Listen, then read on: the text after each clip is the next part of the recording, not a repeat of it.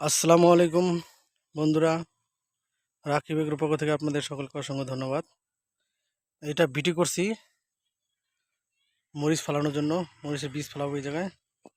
আর এগুলি 1 2 3 4 5টা, এগুলি সব হচ্ছে মূলা, লাল শাক, পুঁই শাক, তারপরে ডাঁটা,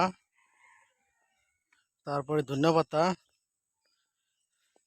এগুলি সব এই জায়গাগুলিতে বুনবো। মাটি প্রস্তুত করা হয়েছে, এখন বীজ বুনে দেবো।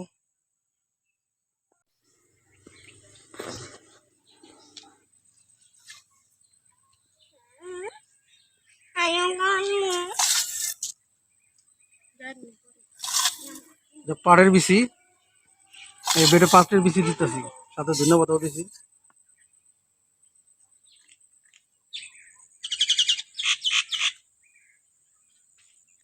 মূলা আবার বেশিও আস হচ্ছে ফার্মের মূলা বেটে দিব। বটবড়ি আর শসার বিচি, এগুলি বিচি এই জায়গায় রোপণ করবো, পরে তুলে অন্য জায়গায় দিব আর কি।